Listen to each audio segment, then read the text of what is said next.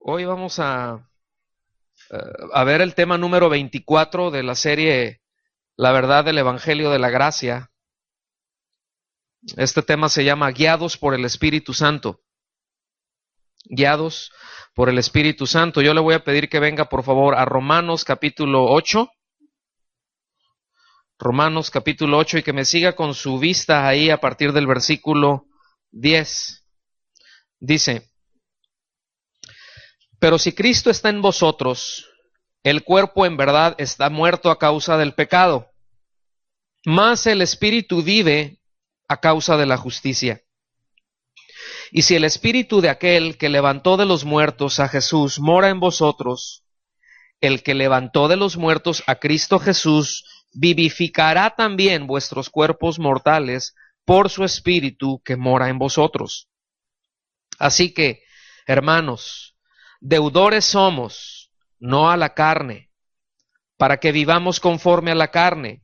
Porque si vivís conforme a la carne, moriréis. Mas si por el Espíritu hacéis morir las obras de la carne, viviréis. Porque todos los que son guiados por el Espíritu de Dios, estos son hijos de Dios.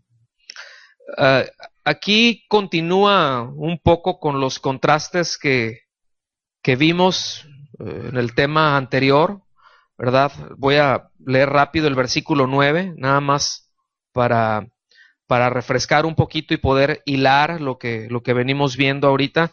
Dice: mas nosotros no vivís según la carne, sino según el Espíritu, si es que el Espíritu de Dios mora en vosotros. Y si alguno no tiene el Espíritu de Cristo, no es de él. Entonces, antes de entrar a esta sección que ya leímos hace un momento, aquí en el versículo 9 queda establecido que todo aquel que ha creído ha sido redimido por Cristo y para Cristo, ha sido comprado por precio, por lo cual ahora le pertenece. Porque cuando uno compra algo, ¿de quién es? Del que lo compró. Y eso es redimir. Es decir, el Señor no viene y redime a alguien y después ese alguien cree. Eso es contrario a lo que la Escritura establece. Eso encaja para tratar de acomodar algunas doctrinas, ¿no? Pero en primera instancia el individuo cree y después de creer es redimido. Al ser redimido, haber sido, repito, rescatado, entonces ya le pertenece al Señor. Se ha convertido en posesión del que lo redimió, en este caso de Cristo. Y escuche bien, no solamente le pertenece uno a Cristo, quien nos compró. ¿Cuántos fueron comprados ya por Cristo? ¿Sí? Entonces no solamente ha sido comprado por Él y le pertenece a Él, sino que el Señor ha determinado desde antes de la fundación del mundo que su Espíritu venga y more permanentemente en esa persona. Esa es la maravilla del nuevo pacto. Antiguamente, antes de este tiempo, cuando el Señor viene a consumar todas las cosas y donde esperó en su paciencia, pues el Espíritu Santo bajaba, ¿sí? Y no era sobre todas las personas, no era sobre todo el pueblo, era sobre algunos reyes en algunas circunstancias, sobre algunos sacerdotes, sobre los profetas, pero el Espíritu Santo venía y se iba, venía y se iba. ¿Me explico? Pero ahora ya no. Ahora viene y se queda. ¿No le da gracias a Dios por eso? Y se queda permanentemente. En Efesios capítulo 1 de los versículos 13 y 14 nos dice: en él también, es decir, en Cristo, habiendo oído la palabra de verdad, y después nos explica cuál es la palabra de verdad, el evangelio de vuestra salvación, y habiendo creído en él, fuisteis sellados con el Espíritu Santo de la promesa, que son las arras de nuestra herencia hasta la redención de la posesión adquirida. ¿Qué quiere decir todo esto? ¿Qué nos indica aquí? Bueno, que nos dice que una vez que hemos creído, ven el orden, dice, habiendo oído, la palabra de verdad, y después dice, y habiendo creído, oímos, creemos, y después ¿qué viene? viene el Espíritu Santo y nos sella el mismo Espíritu. Dice que somos sellados con el Espíritu Santo, no por el Espíritu Santo. El miércoles vimos que esto hay una diferencia monumental. No me voy a detener ahí. Por eso véngase los miércoles a las enseñanzas. Pero hay una diferencia muy grande en ser sellado con y sellado por. La implicación de que hemos sido sellados, el que ha creído con el Espíritu Santo de la promesa, es que Él vino y Él es el sello. No viene, pone un sello y se va. No viene, estampa y se va. Sino Él viene y ¡pum! Ahí se queda. Eso es lo que implica. ¿Sí? Es el sello de autenticidad, pues. Lo que viene a decir, ahí está. Es decir, déjeme, no es así, pero déjeme ilustrarlo de esta manera. ¿Verdad? Es como que hay un montón de personas y algunos de ese montón de personas han creído. Entonces, esos que han creído tienen un distintivo, que son morada del Espíritu Santo. Entonces, Dios ve y dice, este y este y este y aquella y aquella y esta y ellas, esos son míos. ¿Sí? Y si alguien le preguntara, pero ¿por qué dices que son tuyos? Porque han sido redimidos y ahí está mi espíritu en ellos, morando en ellos. Ellos y yo somos uno. Así de sencillo. Digo, no es así tal cual, ¿verdad? Como lo estoy planteando, pero es nada más para ilustrar. Venimos a ser moradas. Y dice que el Espíritu Santo, entonces, es las arras, es ese depósito, la garantía. ¿Se acuerdan como en las bodas? ¿Verdad? Y hay un chorro de cosas y cada quien le pone de su cosecha, ¿no? A veces a mí me han preguntado, oye, pastor, y para la boda, ¿qué tengo que llevar? Y tiene que haber esto, pues ponle lo que quieras, ¿verdad? Si le quieres echar arroz, si le quieres echar frijoles, eso ya es la boda de cada uno, ¿verdad? Pero hay algunos elementos que son muy simbólicos como las arras, ¿se acuerdan? ¿Y qué es lo que viene esas arras, no? Pues que el marido le dice, ¿verdad? Y le pasa ahí esas moneditas eso es un símbolo, es como una garantía de que voy a tener cuidado de ti, voy a proveer para ti, y la mujer lo recibe y es un símbolo de que yo voy a administrar esto que me das, voy a hacer buen uso de esto. ¿Sí? Bueno, el Espíritu Santo es ese regalo, ese don de Dios que nos garantiza todas las promesas y como nos dice aquí, que es el que nos garantiza, ¿verdad? Es la fianza de nuestra herencia hasta la redención de la posesión adquirida. Aquí está hablando hasta la glorificación, hasta que el Señor venga y nos lleve.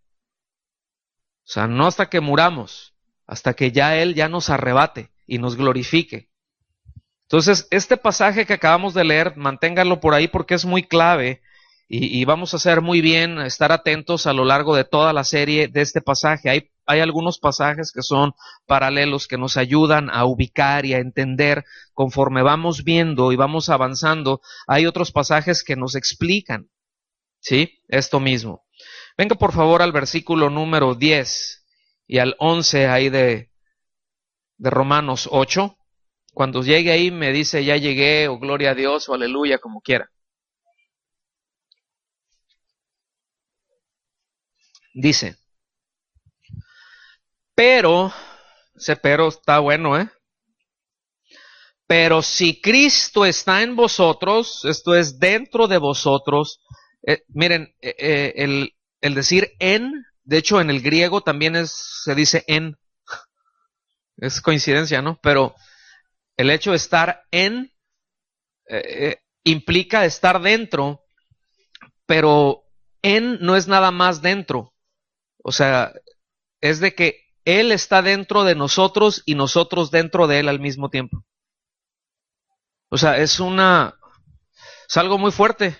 De repente se nos botan los breakers, ¿verdad? Ahí con eso. Iba a decir, se nos funden los fusibles, pero ya no se usan, ahorita son termomagnéticos. Entonces se nos calienta ahí la idea, ¿verdad? Y ¡pam! Se nos bota. Pero lo que está diciendo, si Cristo está dentro de ustedes y ustedes están dentro de Él, dice, el cuerpo en verdad está muerto a causa del pecado. O sea, nuestro cuerpo está sujeto a la muerte a causa del pecado. En este momento la muerte para el cuerpo es inevitable. Estamos hablando de manera natural, ¿cierto o no? Es decir, si algo seguro tenemos es que nos vamos a morir, hermanos. Y ahorita podría hacer un milagro el Señor y resucitarnos, ¿verdad? Pero aún si alguien muere y el Señor lo resucita, se va a volver a morir. ¿No han pensado en eso? O sea, los que el Señor resucitó, pues allá Lázaro y el hijo de la viuda, ¿verdad? Por ahí, y también allá Eliseo, bueno, todos ellos resucitaron. Gloria a Dios. Nosotros hemos visto esos milagros. Hemos visto resucitar, que Dios levante un muerto. Pero se van a volver a morir. Entonces eso no es lo más maravilloso en sí. Uno dice, ay, qué fuerte estás, Dios, con esto. Sí me doy a entender. Pero se va a volver a morir. Por lo que dice aquí, el cuerpo en verdad está muerto a causa del pecado. En Romanos 5:12, no lo busques, se lo leo rápido. Dice, por tanto, como el pecado entró en el mundo por un hombre y por el pecado la muerte, así la muerte pasó a todos los hombres por cuanto todos pecaron. Entonces, dice, fíjense bien, si Cristo está en vosotros y ustedes están dentro de Cristo, dice, bueno, el cuerpo suyo, este cuerpecito que tenemos, esta carnita, ¿cuántos kilos? No digan, ¿sí? Pero esta carnita está sujeta a la muerte. Pero fíjense bien, dice, pero el espíritu vive a causa de la justicia. Es decir, por haber sido regenerado, al haber creído, al haber sido renovado por el Espíritu Santo, pues uno se hace recipiente, por así decirlo, de la vida de Dios, de la vida eterna. Y el ser interior está vivo, en tanto que una persona en quien Cristo no está, es un zombie, por así llamarlo, está muerto. O sea, no tiene vida, no tiene la vida de Dios. ¿Están conmigo? Entonces, dice, y si el espíritu de aquel que levantó de los muertos a Jesús está en vosotros, es decir, el Espíritu Santo, el que levantó de los muertos, ¿quién fue? Miren, es que aquí ahí parece como un trabalenguas, pero no nos vamos a complicar. Miren, si el espíritu de aquel que levantó de los muertos a Jesús está en vosotros, es decir, el Espíritu Santo, el que levantó de los muertos, es decir, el Padre fue el que dio la orden, ¿sí? El Padre es Dios, a Cristo Jesús, Él lo levantó, ¿sí? Cristo Jesús, ¿quién es? Es el Hijo de Dios, el Padre, el Hijo, y dice, vivificará también vuestros cuerpos por su Espíritu, es decir, el Espíritu Santo que es Dios, ¿sí? Vivificará también vuestros cuerpos mortales, les va a impartir vida también a sus cuerpos que están sujetos a la muerte, les va a impartir vida, dice, que está en vosotros. Esto, yo no sé si ustedes alcanzan a ver aquí a la Trinidad, Padre, Hijo y Espíritu Santo actuando en la glorificación del creyente. Allá en Pedro queda muy, muy claro la intervención Padre, Hijo, Espíritu Santo en la salvación del creyente. Padre, Hijo, Espíritu Santo en la glorificación del creyente. Es decir, toda la obra de Dios en nosotros es hecha por Él, porque Dios es uno. 3 personas diferentes, pero es un mismo Dios. A ver, explíqueme eso, pastor. No, eso es un misterio. ¿Sí? La manera que se ha tratado de explicar, cuando se trata de llegar a alguna conclusión para explicar un misterio que Dios no ha revelado, entonces no se sujetan a la palabra de Dios, sino que se sujetan a la lógica del hombre y terminan estableciendo cosas que son contrarias a la verdad bíblica. Ese es el riesgo. ¿Sí? Entonces, está hablando, ¿verdad?, de que es el Espíritu Santo, esas arras, esa garantía de que seremos glorificados. Y hay unas frases aquí, pero que son muy fuertes, pero si Cristo está en vosotros, fíjense, y si el Espíritu de Dios está en vosotros, esta frase con la que arrancó el versículo 10 es muy fuerte y es una condicionante que tiene implicaciones eternas.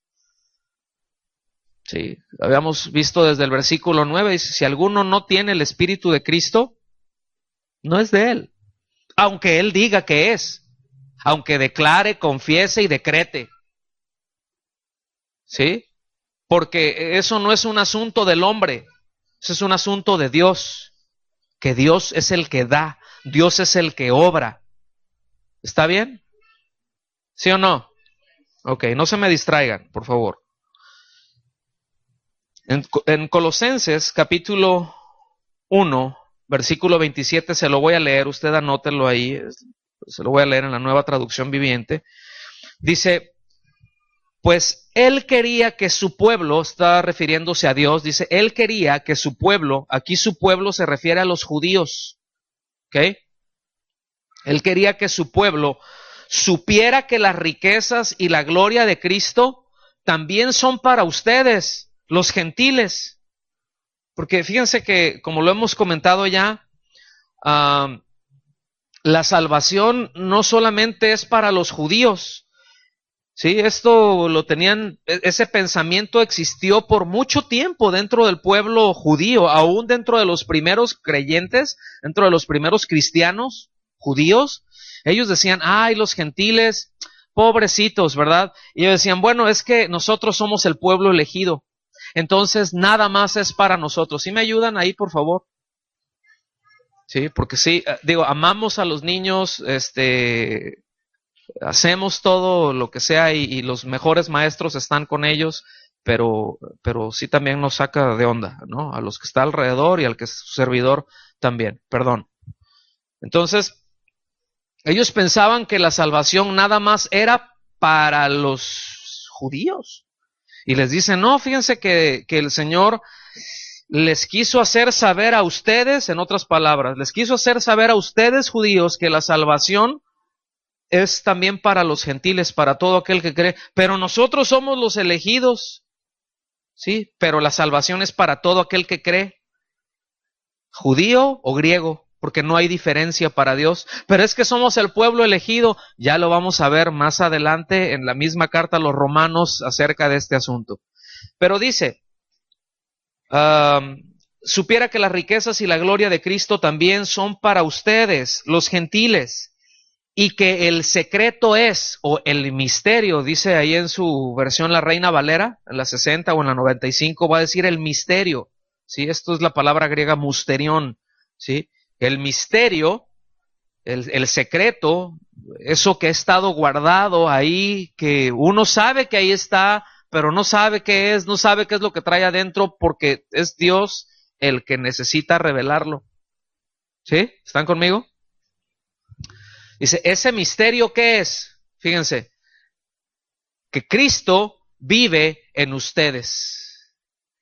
Eso es lo que les da la seguridad de que participarán de su gloria.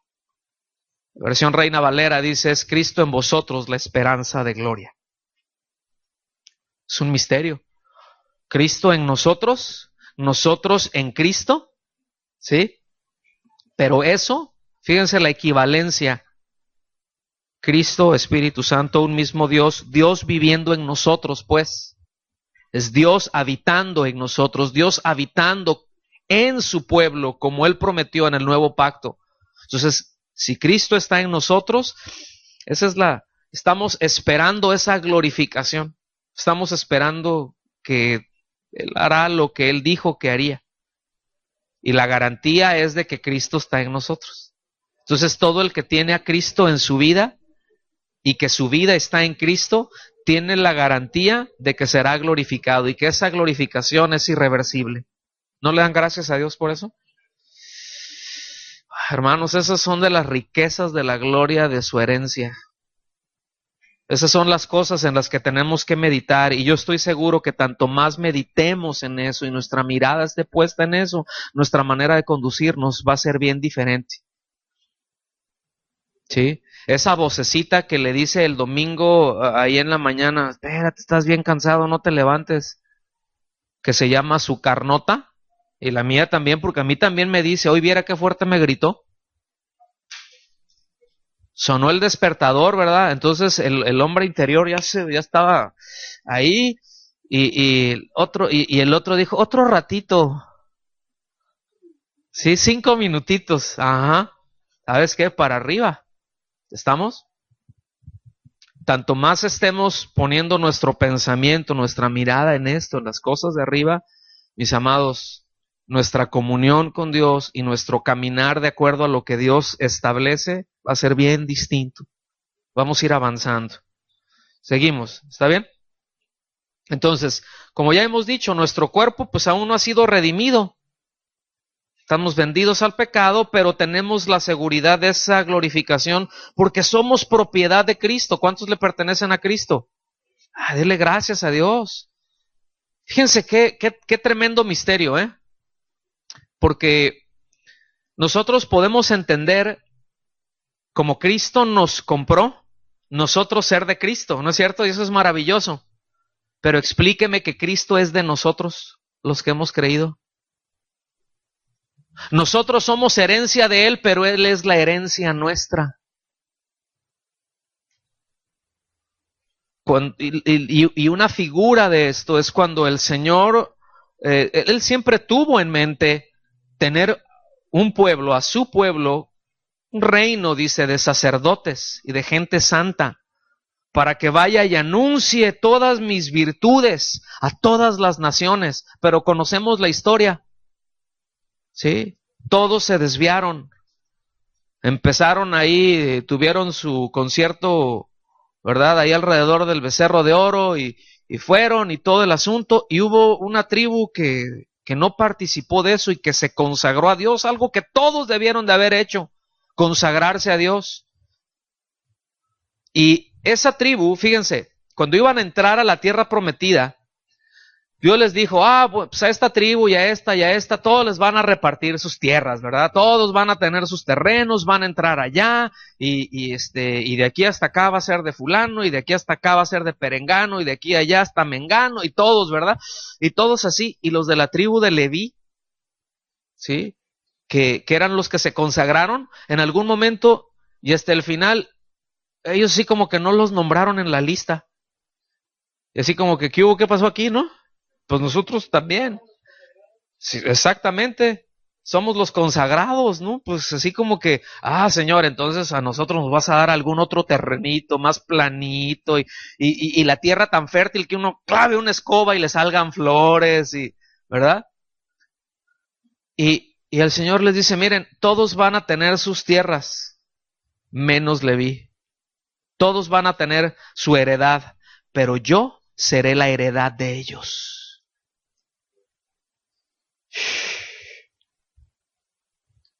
O sea, yo les pertenezco a ellos que se consagraron.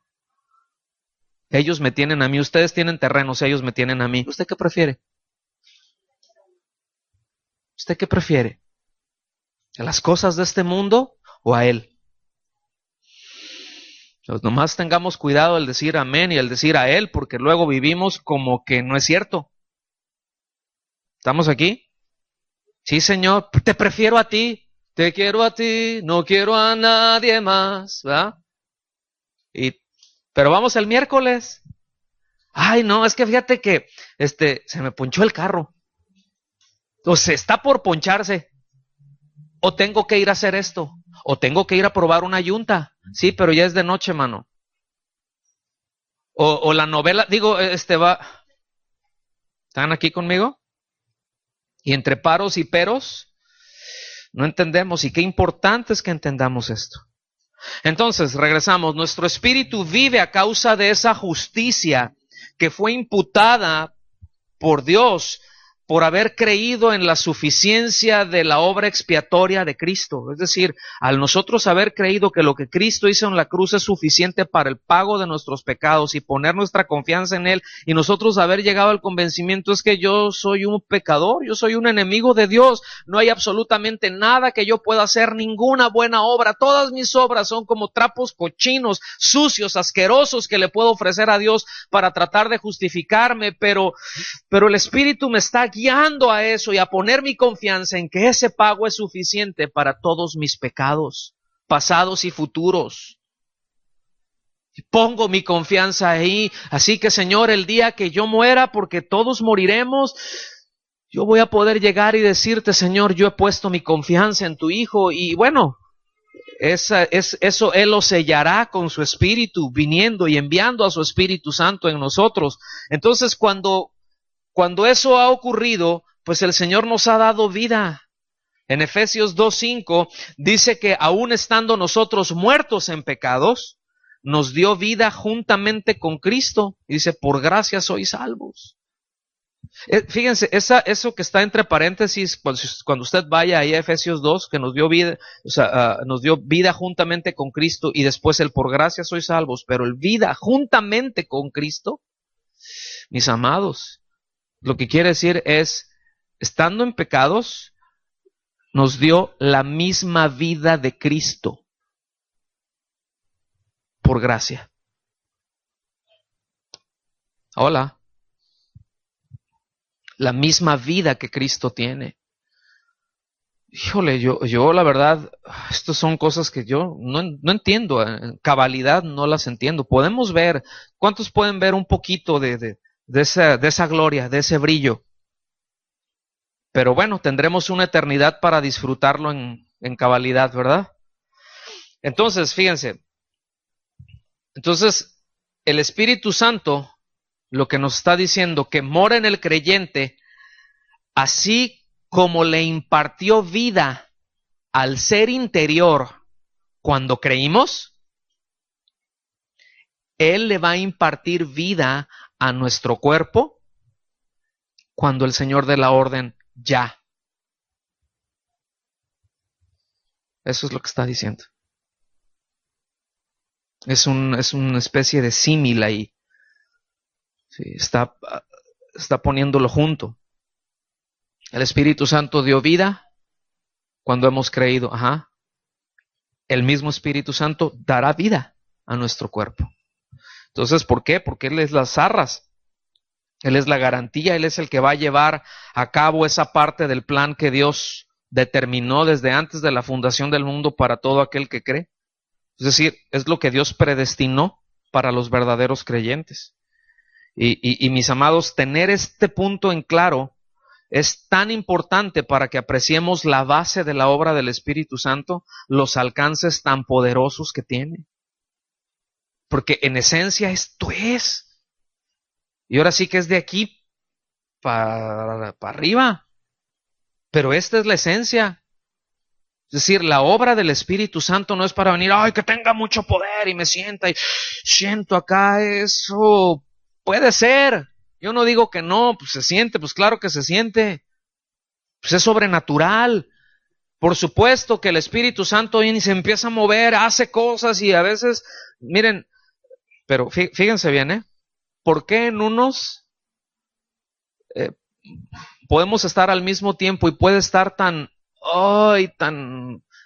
profundamente perdido en la presencia de Dios y adorándolo y tan concentrado ahí, y el que está al lado puede estar tan indiferente? ¿Sí? Cuando es creyente. ¿Por qué? Si tienen el mismo espíritu. Que alguien me explique, pues. O sea, ¿por qué nos movemos así? Porque a veces tenemos una expectativa de que es que tengo que sentir, entonces porque el espíritu sí se movió en el de al lado y en mí no. O sea, me agarra como un títere y me hace como quiere, o qué ondas, entonces. No, es muy importante que entendamos cuál es la base de la obra, impartir vida al creyente. Asegurar las promesas de Dios. O sea, no porque Dios necesite asegurarnos, pero nosotros, bueno, Dios nos conoce. Y es que estemos tranquilos, que estemos en paz. ¿Está bien? Versículo 12 dice, así que, hermanos, deudores somos, no a la carne, para que vivamos conforme a la carne. Lo que está diciendo el apóstol Pablo es, nada le debemos a la carne para que vivamos de acuerdo a lo que la carne quiere.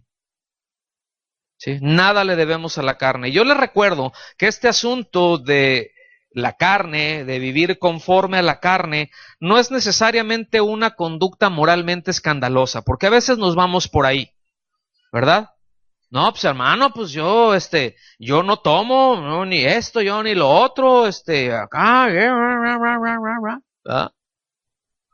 Cosas que son moralmente escandalosas, cosas que se notan, pues. Pero no necesariamente es eso, eso es parte de. Eso son algunas, digan conmigo, algunas. Son algunas de las obras de la carne y no son todas. Son donde más se manifiesta, son donde es como que se hace más evidente, porque, repito, es más escandaloso, ¿verdad? Porque es más, se ve pues. Pero esto incluye el orgullo, hermanos. Andar conforme a la carne es el orgullo. Es la autojustificación. ¿Sí? Es esa arrogancia, es esa justicia propia, es el egoísmo, eso es todo. Y cosas que no se ven y que todos tenemos. Dile al que está a tu lado, para que te veas bíblico, dile, no os hagáis hasta tú. No te voltees, dile, no te voltees por otro lado. Sí, ¿verdad? Porque luego uno dice, y tú, y no, y así como que, no, también, ¿cómo no? Todos, ¿sí? A fin de cuentas, mis amados, fíjese, póngame atención con esto. Dice que deudores somos, pero que no le debemos nada a la carne, porque a fin de cuentas, la carne nunca nos ha hecho ningún bien. ¿Qué bien le ha hecho su carne? A ver. Pues tengo un cuerpo. No. ¿Qué bien le ha hecho su carne? A su ser interior, ¿qué bien le ha hecho? De hecho, si no fuera por la intervención, en el caso de los que hemos creído, ¿cuántos han creído? A ver, salúdenme los que han creído. Bueno, si no fuera por esa intervención de Cristo que nos salvó a los que creemos, pues nuestra carne nos arrastraría al infierno. Así de sencillo, ¿eh? Qué bien nos ha hecho. Si Cristo no interviene, nuestra carne nos lleva al infierno, nuestra incredulidad nos lleva al infierno, nuestra naturaleza humana, natural, enemiga de Dios, nos arrastra al infierno. Entonces, ¿qué deuda podemos tener con la carne? ¿O qué obligación o qué compromiso de seguir todos los impulsos que la carne tiene? Porque tenemos impulsos de la carne, ¿a poco no? ¿Cuántos de repente así reaccionan y... ¿Cuántos? Uno, un honesto, dos, tres. Pues todos, ¿verdad? Nada más que a uno se nos nota y a otros se quedan acá, pero por dentro, ¿sí? Entonces, ¿qué deuda hay con la carne? Pregunto. ¿Qué compromiso podemos tener nosotros con la carne? ¿Qué ha hecho la carne por nosotros para engancharnos en un compromiso en donde nosotros decimos, no estoy comprometido a seguir lo que tú dices porque me has hecho un bien? Absolutamente ninguno. Absolutamente ninguno. Y el versículo 13, fíjese cómo lo expande. Porque si vivís conforme a la carne, moriréis. Es decir, cuando vivimos de acuerdo, en conformidad, según, siguiendo los impulsos de nuestra naturaleza, ¿cuál es el resultado? Muerte. Entonces, otra vez, ¿qué deuda podemos tener con la carne? O sea, todo esto lo está diciendo así como para que, hermanos romanos, piensen. ¿Sí? Pues ha sido redimido por el Señor, hemos sido redimidos, entonces perseveraremos en el pecado para que la gracia abunde. Pues de ninguna manera, o sea, somos deudores, pero no a la carne. Sí, tenemos impulsos, tenemos esas luchas, pero hagan lo posible, descansen en el Señor, hagan lo posible para no seguir esos impulsos naturales. ¿Están aquí conmigo? Dice, pero si por el Espíritu, fíjense, por el Espíritu o mediante el Espíritu, hacéis morir las obras de la carne, viviréis.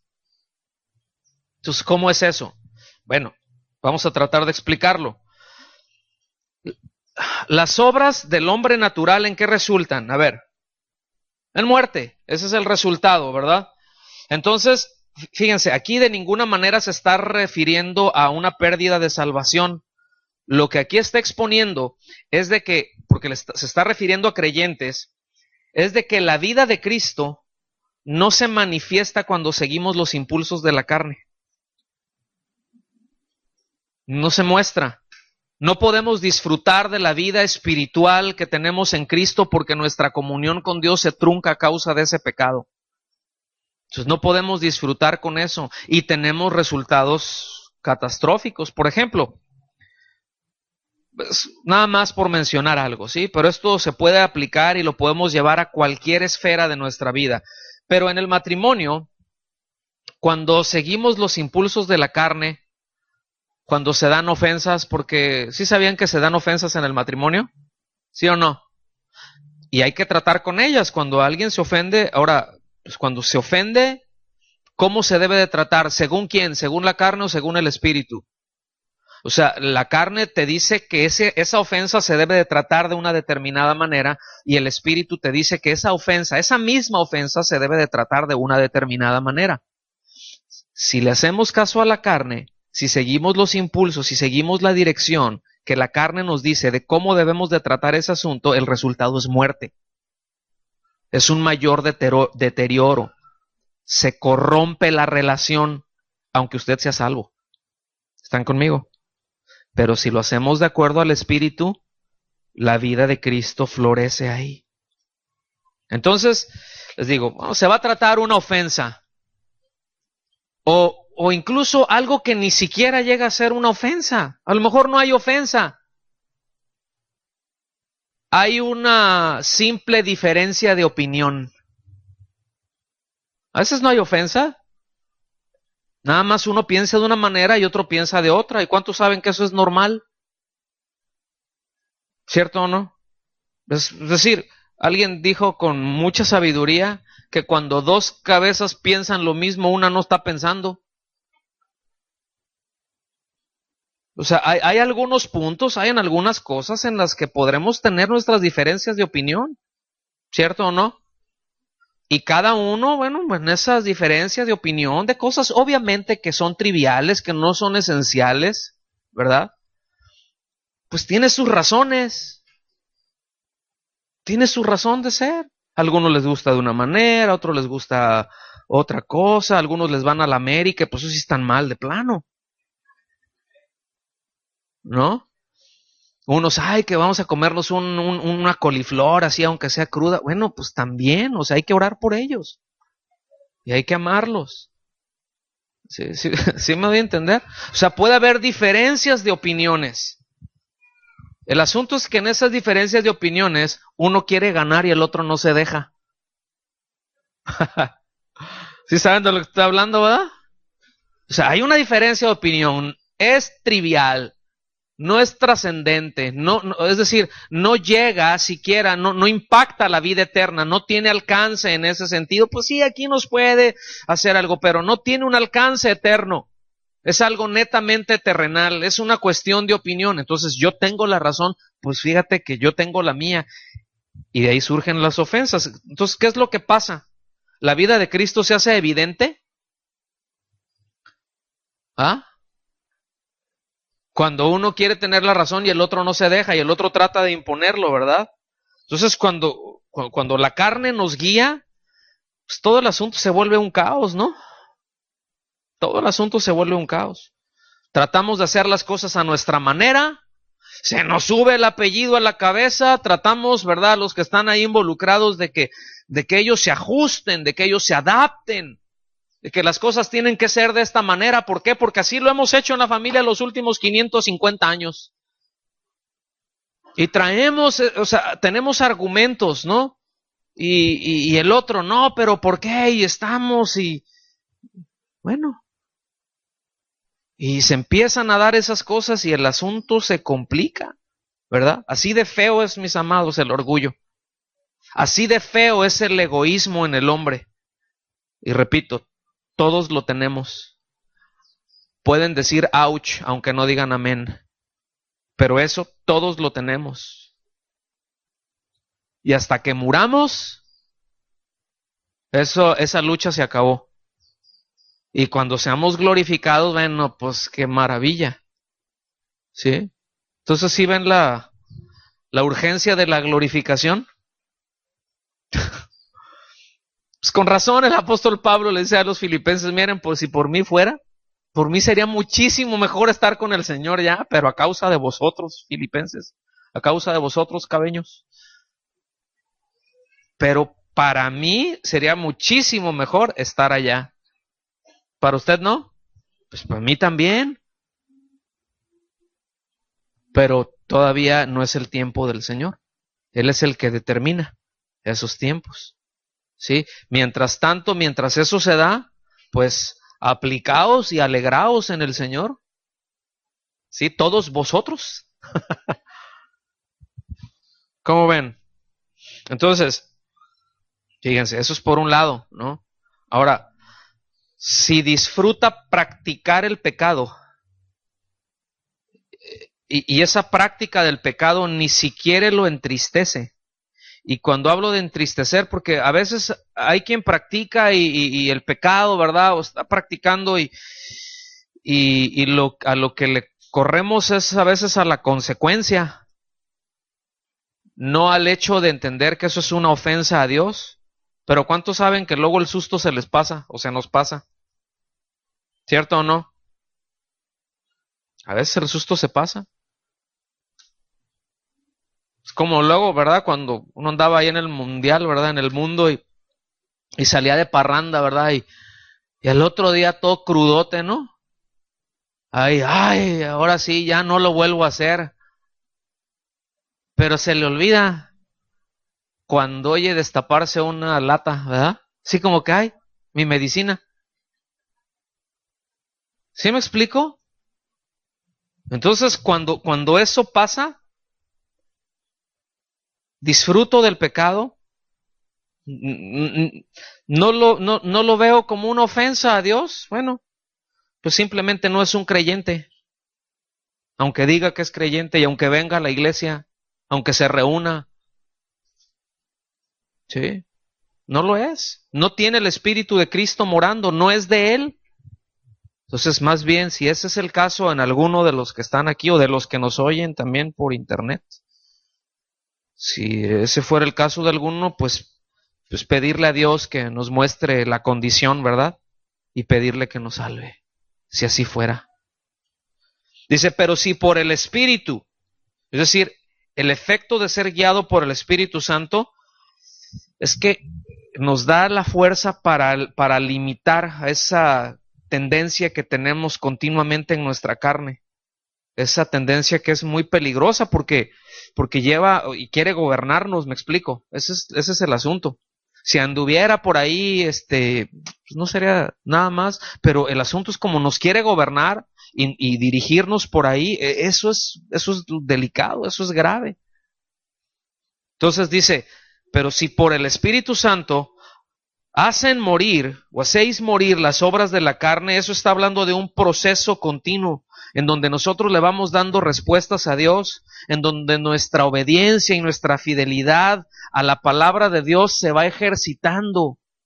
Es una acción continua del Espíritu de Cristo en nosotros. ¿Sí? El Salmo 1, versículo 2 dice, sino que en la ley de Jehová está su delicia. Miren, esta frase de que en la ley de Jehová está su delicia, cuando llegue ahí a la Biblia, puede subrayar esa, no es problema. Pero esa frase en el hebreo implica más que un placer o un agrado, ¿no? Así como que, ay, qué rico, ¿no? Porque hay cosas que pueden ser así como que de nuestro agrado, ¿cierto? Que pueden ser algo delicioso para nosotros, pero está hablando algo mucho más de eso. Cuando nos dice en la ley de Jehová está su delicia, está hablando que tiene una voluntad rendida y un anhelo por obedecerla, pero que ese anhelo se origina en el amor. O sea, te quiero obedecer y quiero obedecerte porque te amo, Señor, pero a veces me cuesta trabajo. Y ese me cuesta trabajo es en nuestra carne. Pero quiero obedecerte. Eso es lo que está diciendo.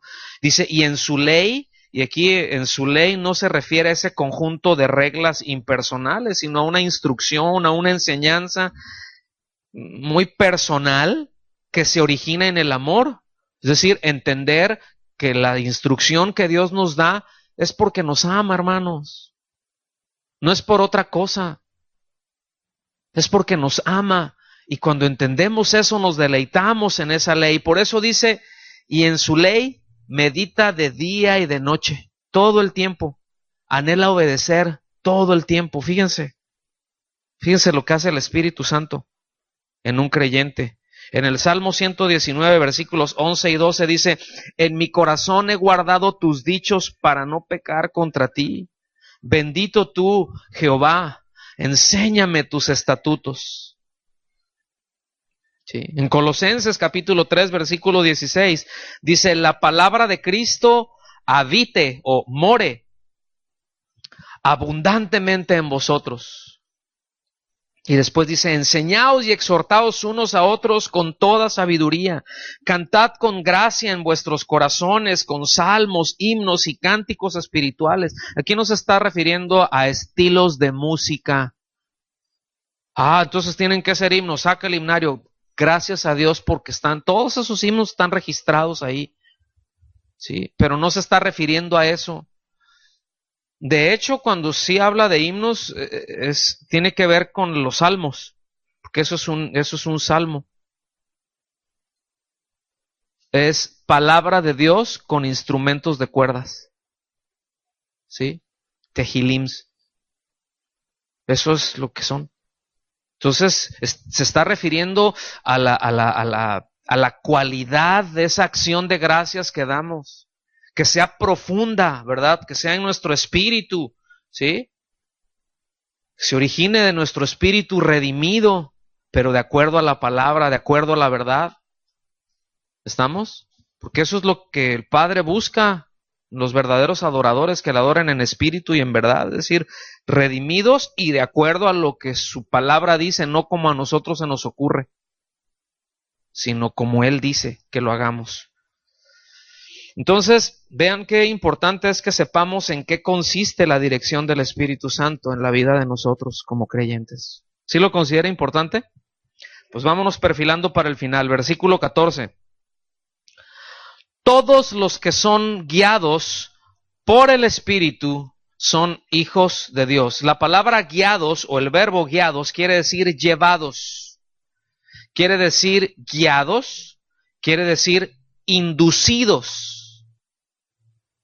Es decir, todos los que son llevados por el Espíritu, todos los que son guiados por el Espíritu, todos los que son inducidos por el Espíritu, son hijos de Dios. Y esta expresión, ¿verdad?, es una forma para describir lo que caracteriza a los verdaderos creyentes. Es decir, cómo se puede manifestar que alguien es un verdadero creyente. Bueno, el Señor lo ve en su corazón, pero ¿cómo se manifiesta a los demás que alguien es un verdadero creyente? ¿En que canta muy bonito? ¿En que usa determinada ropa?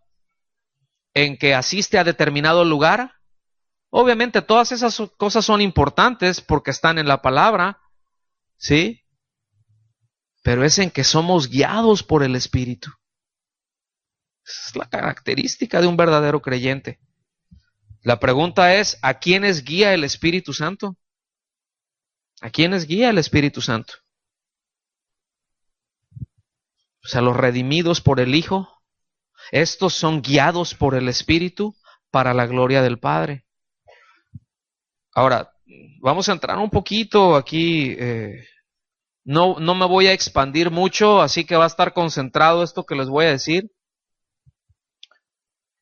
Pero, mis amados, el Espíritu Santo no guía a experiencias místicas y no guía por medio de experiencias místicas o por meros impulsos mentales u ocurrencias, como le querramos decir.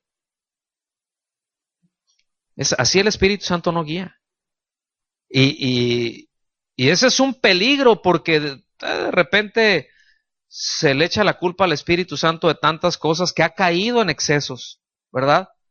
Entonces, a causa de los que a todo le atribuyen a la guianza al Espíritu Santo, ha habido ahora que dicen que ya no es así, Y hay una pelea, sí me explico, que tiene muchos años. Y no nos la vamos a acabar ahorita, de todos modos. O sea, no vamos a terminar con ella, pero que les quede claro que el Espíritu Santo guía a los hijos de Dios.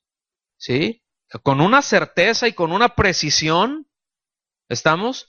Pero no guía a experiencias místicas, ni por medio de experiencias místicas. Porque, lamentablemente, dentro de la iglesia, en general, no me estoy refiriendo a la congregación, pero a nivel general, somos muy dados a decir con mucha ligereza eso de yo siento de Dios. ¿Sí? O es el Señor me dijo, o yo siento en mi espíritu. Y yo no estoy diciendo que el Espíritu Santo no nos ponga fuertes impresiones en nuestro ser interior.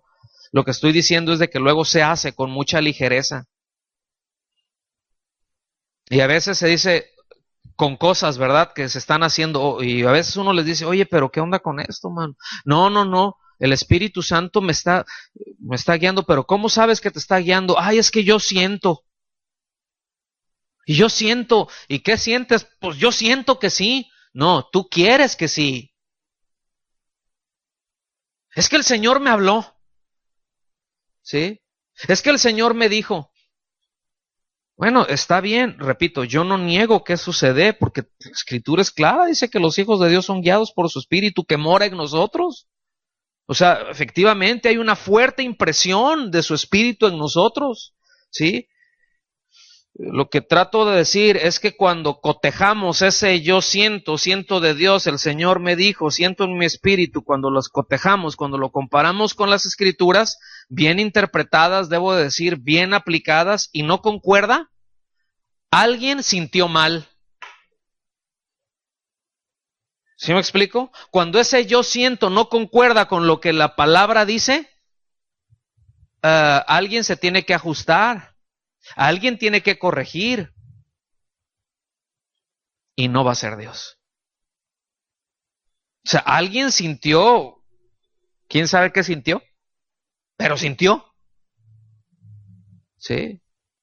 Y eso es muy delicado. Eso se ha prestado a la manipulación y eso se ha prestado a la manipulación de la ignorancia de las ovejas. Porque debo decir que hay un montón, lamentablemente, y esto no es nuevo, el Señor lo dijo, en los tiempos posteriores vendrán muchos falsos profetas, es decir, muchos que tienen un falso mensaje, y ahorita, de repente alguien se puede, ¿verdad?, decir que yo tuve un sueño de Dios, que si no me dabas tal cosa, el Señor te va a matar. ¿Ustedes piensan que es de broma? No es de broma, lo tenemos muy cerquita, a un par de bribones, asalta ovejas, porque no les puedo decir pastores. Y tendrán todo menos una iglesia. ¿Están conmigo? Y cuando eso se presta, porque de repente todo lo que sienten es, ay, el Señor, ¿verdad? Y siento del Señor que alguien me va a dar y que tienen que dar y es bien interesado el Espíritu Santo, ¿verdad? O sea, nos guía el Espíritu Santo a eso, ¿verdad? Seguramente. Pues la Escritura nos dice otra cosa. Que tenemos que cotejar ese yo siento con el, oye, a ver esto que estás diciendo, vamos a ver de qué se trata, ¿sí? Hay quienes quieren justificar su rechazo a las Escrituras, ¿verdad? Y bueno, fíjense, yo lo he visto, yo he tratado este asunto, porque dicen, ay, es que es un argumento muy torpe, ¿sí? Y dicen, es que la iglesia al principio no tenían Biblia. Fíjate. Ahí está, lo publican y dicen, y sin Biblia, ¿eh? Ay, tú te quedas así, dices, torpes, más que torpes. Porque por cierto, sí las tenían. No en la forma en que nosotros las tenemos hoy en día, lo cual debemos de agradecer a Dios y debemos de aprovechar. Pero por supuesto que sí tenían Biblia. Por supuesto que sí tenían escrituras. Por supuesto. Desde un inicio, la iglesia siempre se ha fundamentado en la palabra, en el mensaje escrito. Por eso nosotros encontramos, y Pablo dice, y yo predico este evangelio conforme a las Escrituras, y que Cristo resucitó conforme a las Escrituras, y esto conforme a las Escrituras. Y cuando nos encontramos ahí en Antioquía, ¿verdad? Que estaban orando y todos, y dice, y ministrando al Espíritu. Sí, dice, habían profetas y maestros, y los maestros son los que meten en cintura a los profetas. Que si sale, y este es el mensaje, a ver, ¿qué estás diciendo? Si coincide con las Escrituras, adelante con eso. No coincide con las Escrituras, hermano, tenemos que corregir eso, porque no coincide. ¿Me explico? Y ese es el balance, esa es la maravilla, esa es la seguridad que podemos tener de tener al Espíritu Santo morando en nosotros, guiándonos, porque el mismo que inspiró las Escrituras es el que nos dirige. Entonces nunca nos va a dirigir a algo que es contrario a lo que Él mismo inspiró, a algo que es contrario a lo que Él mismo estableció. ¿Lo alcanzan a ver? ¿Sí alcanzan a ver qué confiable es la guianza del Espíritu Santo? ¿Sí o no? Entonces, ¿cómo nos guía? ¿Cuántos les interesa saber eso? A ver, salúdame. ¿A cuántos les interesa saber cómo nos guía el Espíritu Santo? O sea, yo soy creyente, yo he creído, pero ¿cómo puedo saber? ¿Cómo puedo tener la dirección? ¿Cómo puedo tener la certeza de que es Él, verdad? Ahora, yo quiero saber eso, pero ¿cuál es el asunto? Quiero saber para seguir su dirección o para tener un mayor conocimiento y ganar las discusiones. ¿Ah? Sí quiero saber, sí me interesa tener sabiduría, inteligencia espiritual, el conocimiento de Cristo, sí necesito ser guiado por ti, sí necesito revelación, Señor, pero porque quiero obedecerte, porque he determinado en mi corazón obedecerte, y es que me cuesta mucho trabajo, pero quiero hacerlo, dame la fuerza, Señor, sí, y dame la guianza, o quiero tener la información correcta para debatir correctamente, para mostrarle a los demás que están mal. ¿Cómo la ve? Todo esto que le estoy hablando son cosas reales, actuales, dentro de la iglesia evangélica. Entonces tenemos que tener muy en claro el hacer y de manera práctica la guianza del Espíritu de Dios, ¿sí?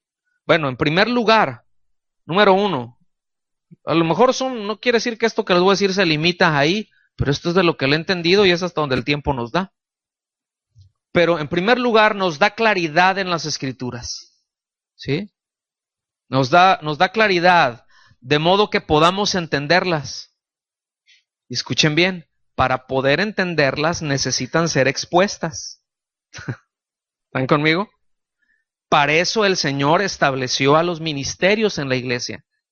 No para andar haciendo sus rollos y sus... No. Es para exponer las Escrituras. Es decir, la responsabilidad de exponer las Escrituras al pueblo, a la iglesia, es de los pastores, de los maestros, de los evangelistas, de los apóstoles. Esa es nuestra responsabilidad, exponerle las Escrituras.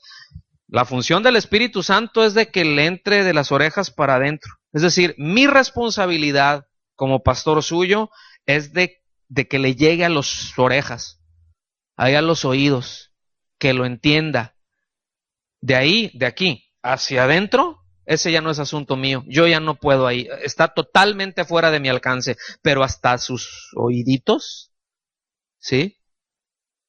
Hasta sus orejitas, ahí sí me corresponde a mí. Entonces, por eso los que exponemos necesitamos mucha gracia de Dios y por eso necesitamos que ustedes constantemente estén orando por nosotros para que el Señor nos dé la gracia para exponerla. ¿Están conmigo? Por eso el apóstol, fíjense la oración de un apóstol para la iglesia en Efesios 1, 16 al 19, dice: no ceso de dar gracia por vosotros, haciendo memoria de vosotros en mis oraciones, y para que el Espíritu de nuestro Señor Jesucristo, el Padre de gloria, os dé, fíjense bien, espíritu de sabiduría y de revelación en el conocimiento de Él. Fíjense, espíritu de sabiduría, híjole, qué tremendo, espíritu de revelación en el conocimiento de Él, coma, o punto y coma, que Él alumbre los ojos de vuestro entendimiento. Que traiga claridad, que traiga luz. ¿A dónde? A lo que percibimos con nuestro entendimiento. ¿Sí? Nuestros ojos, está refiriendo, ¿qué hacen nuestros ojos? Pues algunos, si no traemos lentes, pues no, ¿verdad? Así como que vemos medios borrosos, pero lo que hacen nuestros ojos es, ahora sí que dejarnos ver, darnos cuenta de lo que está alrededor nuestro. ¿Estamos? Pero tiene que haber luz. Fíjense que los ojos funcionan por luz, son reacciones químicas con la luz nada más. El ojo es una maravilla de Dios. Cualquiera de los órganos, ¿no?, que tenemos es impresionante, pero nuestros ojos y los tuyos más. Le dije a mi esposa, que tiene los ojos más bonitos del universo y sus alrededores. ¿Qué hubo? Ya pues. Entonces, fíjense, nuestro ojo reacciona, o sea, funciona por reacciones químicas con la luz. Si no hay luz, ¿qué vemos? Nada. ¿Verdad? Entonces, fíjense bien, esto es una metáfora, porque nuestro entendimiento no tiene ojos, ¿verdad? Está refiriendo cómo percibimos, pero dice que haya luz para que en nuestra cabecita, blandita, porque aquí no hay cabezas duras, ¿verdad que no? A ver, díganlo fuerte, ¿verdad que no? Ay, qué bueno. Era nada más con los efesios, ¿verdad? Pero es la obra del Espíritu Santo trayendo luz a nuestro entendimiento para darnos cuenta de esa palabra que nos está siendo expuesta.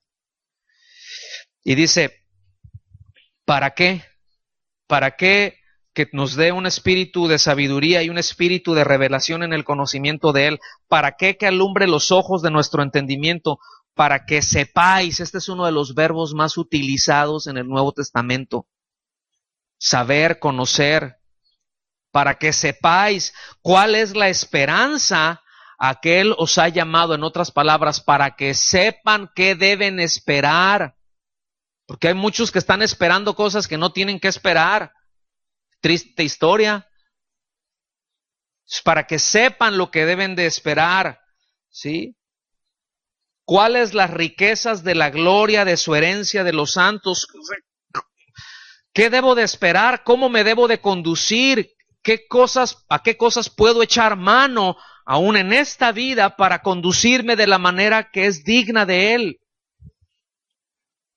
Dice, ¿y cuál es la extraordinaria grandeza de su poder para con nosotros los que creemos? Entonces, en nosotros, no se le ha dado no me voy a meter por ahí, pero eso nosotros los elegidos, no, es nosotros los que creemos.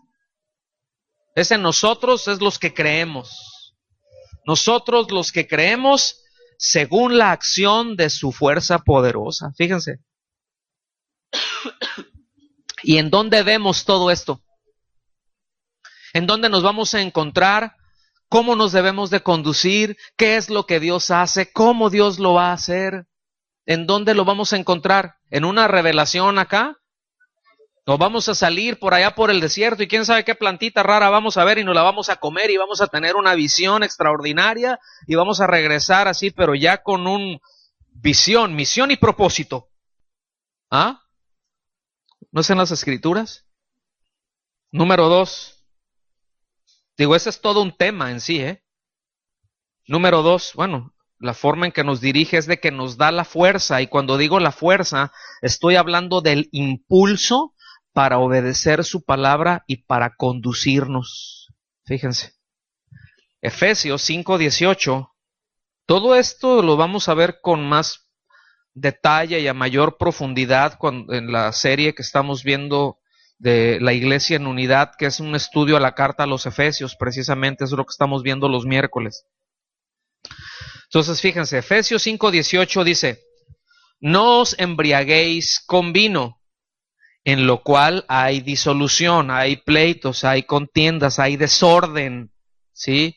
Se pierde la compostura. Dice, antes bien, sed llenos del Espíritu Santo. Voy a tratar de explicar brevemente esto, pero llenarse es la palabra griega o el verbo pleró. ¿Qué quiere decir?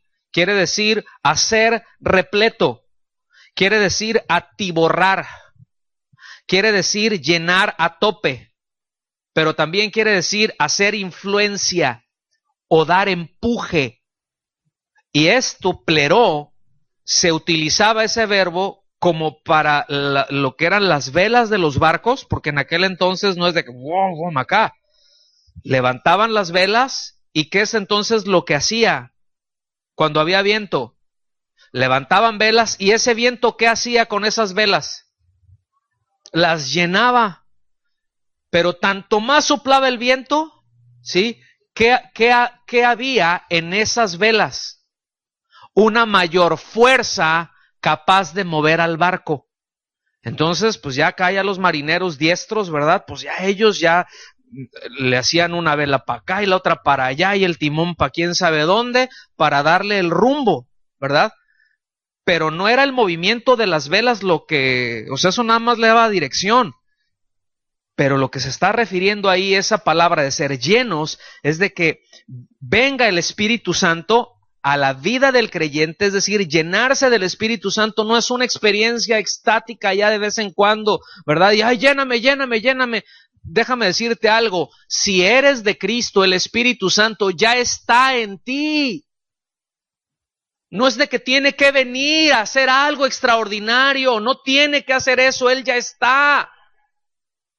Ya mora permanentemente en nosotros, pero entonces, ¿a qué me estoy refiriendo? ¿O a qué se refiere a la Escritura cuando dice sed llenos del Espíritu Santo? Que el Espíritu Santo tiene una influencia y tiene un empuje en nuestras vidas para moverlas. Llenarse del Espíritu Santo, repito, no habla de experiencias raras, no habla de experiencias místicas, desordenadas, que era la manera en que ahí los efesios, porque acuérdense que en la ciudad de Éfeso eran bien tremendos, de hecho se le conocía como la ciudad de las religiones, era parte de la economía de la ciudad y de la región, el culto pagano. ¿Están conmigo? Y lo que el apóstol Pablo les está diciendo a la iglesia, les dice: no se embriaguen, esa no es la manera de relacionarse con Dios, esa no es la manera de conducirse, no es haciendo todo ese desorden que hacían cuando estaban ahí en los templos paganos. Así no es, no se deben de relacionar con Dios, no se deben de relacionar los unos con los otros de la manera en que lo hacían los paganos, embriagándose y haciendo desfiguro y medio. ¿Sí? Así no es como se nota cuán espirituales son. Que tienen y toda calle y se hace todo un desorden. Y ¡ay, qué grueso está el Espíritu Santo! Miren, hermanos, hemos estado en reuniones. Gracias a Dios nos sacó de todo eso. Nos enseñó mucho. Pero yo he estado en unas reuniones, y le voy a decir algo, literalmente he visto salir las bancas por las ventanas. El Espíritu me dijo, y cada desfiguro y el pastor diciendo: están en bendición los hermanos. Y pues cuando yo veía eso, pues a nosotros nos instruyeron bien en la iglesia en donde crecimos, ¿verdad? Y si esto no, a mí no me la pegas, esto no es del Espíritu Santo. Esto es carnalidad y pues no dudo que sea, ¿verdad? Como en una ocasión pasó estaban unos estudiantes en un instituto bíblico, no voy a reservar el nombre y el nombre de los maestros, pero estaban ahí, se les manifestó un endemoniado y le hablaron a uno de los maestros, pues, que nos diga y que nos ayude a discernir, y llega, ¿verdad? El maestro y dice: efectivamente, eso que trae ahí, eso es un demonio. Dice: el asunto hay que saber si se le está saliendo o si le está entrando. Pues hay que saberlo. Sí, pero repito, o sea, no es de la manera, haciendo desfiguros, nada, o sea, le está diciendo: no importan las prácticas del paganismo acá, dejen que el Espíritu Santo traiga una influencia tal a su vida, que su vida sea movida, el Espíritu Santo les va a dar una fuerza, levanten las velas, que el Espíritu Santo, porque el Espíritu es neuma, es de aire. Neumáticos. ¿sí? Es viento. Levanten las velas, expónganse a Él para que Él venga. Miren, el Espíritu Santo puede estar soplando. ¿Estamos? O sea, puede haber un ventarrón, ¿a poco no? Y si no levantas las velas, ¿qué tanto va a avanzar ese barco? No va a tener fuerza para avanzar. Va a ser nada más sacudido por el agua, pero no va a tener fuerza para avanzar. Va a ser conducido por las corrientes, pero no va a tener fuerza en sí para avanzar. Pero si se levantan las velas, aunque las corrientes estén medias raras, ese viento le va a dar la fuerza, ¿verdad? Para ahora sí que surcar los mares con seguridad.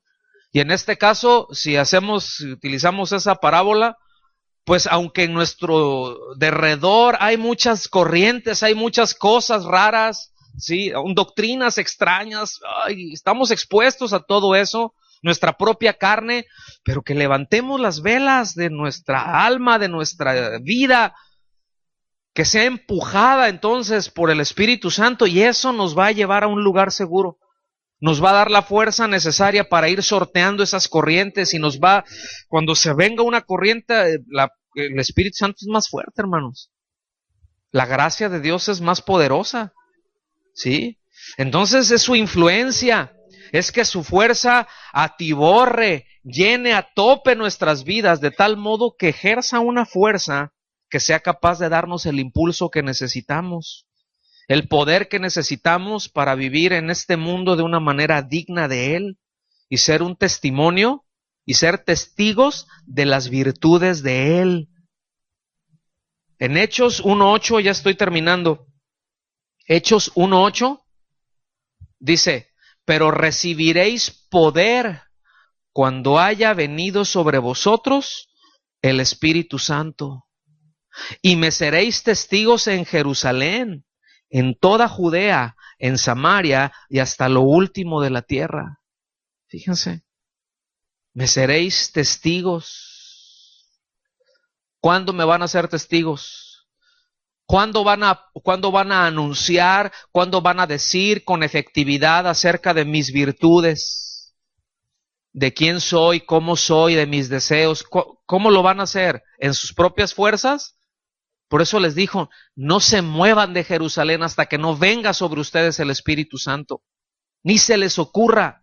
Y como luego se nos ocurre, y lo hicieron, se movieron, ahí andaban.